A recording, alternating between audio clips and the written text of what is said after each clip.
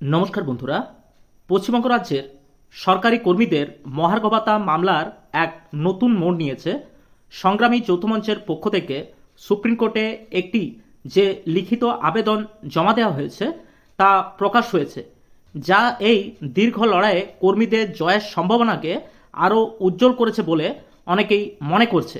এই নতুন আবেদনে এমন কিছু যুক্তি বা তথ্য তুলে ধরা হয়েছে যা রাজ্য সরকারের অবস্থানকে দুর্বল করে দিতে পারে। আজ আমরা এই ভিডিওতে দেখব সংগ্রামী যৌথ মঞ্চের সাবমিশনে কি লিখিত আবেদন দেওয়া আছে। সংগ্রামী যৌথ মঞ্চের এই লিখিত আবেদনে মূলত কয়েকটি গুরুত্বপূর্ণ বিষয়ের উপর আলোকপাত করা হয়েছে, যেমন আইনি অধিকার। আবেদনটিতে জোর দিয়ে বলা হয়েছে যে ডিএ রাজ্য সরকারি কর্মীদের একটি আইনি অধিকার, সরকারের দয়া বা অনুদান নয়। All India consumer price index অর্থাৎ AICPI অনুযায়ী মূল্যবৃদ্ধির সাথে সামঞ্জস্য রেখে ডিএ প্রদান করতে সরকার আইনত বাধ্য। এবং দ্বিতীয় নম্বর যে পয়েন্টটি তুলে ধরা হয়েছে সেটি হচ্ছে রোপার রুল। পশ্চিমবঙ্গ সরকারের নিজস্ব রোপা রুল 2009 অনুযায়ী AICPI এর ভিত্তিতে ডিএ নির্ধারিত হওয়ার কথা। রাজ্য সরকার নিজেই সেই নিয়ম লঙ্ঘন করছে বলে এই আবেদনে উল্লেখ করা হয়েছে। 3 নম্বরের যে পয়েন্টটি উল্লেখ করা হয়েছে সেটি হলো আর্থিক অক্ষমতার যুক্তি খণ্ডন। রাজ্য সরকার বারে বারে আর্থিক অক্ষমতার কারণ দেখিয়ে ডিএ মেটানো থেকে বিরত থাকছে, কিন্তু এই আবেদনের তথ্য দিয়ে দেখানো হয়েছে যে অন্যান্য অনেক রাজ্যের তুলনায় পশ্চিমবঙ্গের আর্থিক অবস্থা ভালো এবং তাদের ডিএ প্রদানের হার অনেকটাই বেশি। 4 নম্বরে যে পয়েন্টটি উল্লেখ করা হয়েছে সেটি হলো অন্যান্য রাজ্যের সঙ্গে তুলনা।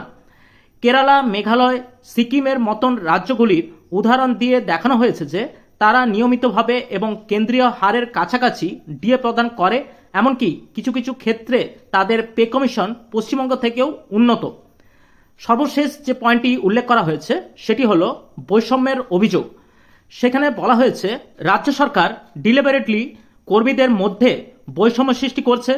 দিল্লির বঙ্গভবন বা চেন্নাইয়ের ইউথ হোস্টেলের কর্মরত পশ্চিমবঙ্গের কর্মীরা কেন্দ্রীয় হারে ডিএ পেলেও রাজ্যের অভ্যন্তরে কর্মরত কর্মীরা তা থেকে বঞ্চিত হচ্ছেন, যা সংবিধানের 14 নম্বর ধারার পরিপন্থী। সুপ্রিম কোর্টে বিচারাধীন মহার্ঘ ভাতা মামলার রায় খুব শীঘ্রই ঘোষণা হতে পারে। দীপাবলি ছুটির আগেই এই মামলার চূড়ান্ত রায় ঘোষণা করতে পারে দেশের সর্বোচ্চ আদালত। ডিএ মামলার রায় ঘোষণার প্রস্তুতি প্রায় চূড়ান্ত পর্যায়ে।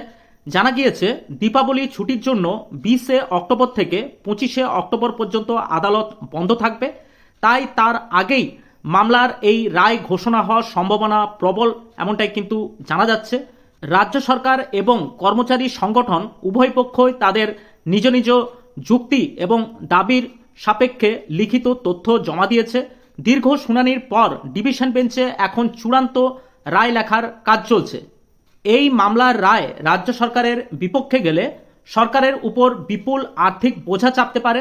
যদি আদালত এই বকেয়া ডিএ মেটাবার নির্দেশ দেয় তাহলে সেই বিপুল অর্থ কোথা থেকে আসবে তা নিয়ে ইতিমধ্যেই আলোচনা শুরু হয়েছে। রাজ্য সরকার ইতিমধ্যেই তাদের আইনজীবীর সঙ্গে যোগাযোগ রাখছে এবং পরবর্তী পদক্ষেপের জন্য তারা প্রস্তুত থাকছে। এই রায়ের প্রভাব শুধুমাত্র রাজ্য সরকারি কর্মীদের উপরই পড়বে না, রাজ্যের সামগ্রিক অর্থনীতিতে এর প্রভাব পড়তে পারে। যদি রাজ্য সরকারকে বিপুল পরিমাণে বকেয়া ডিএ মেটাতে হয় তাহলে উন্নয়নমূলক কাজে তার প্রভাব পড়তে পারে, এমনটাই কিন্তু মনে করা যাচ্ছে। আপনারা অবশ্যই আমাদের চ্যানেলটি সাবস্ক্রাইব করে রাখতে পারেন।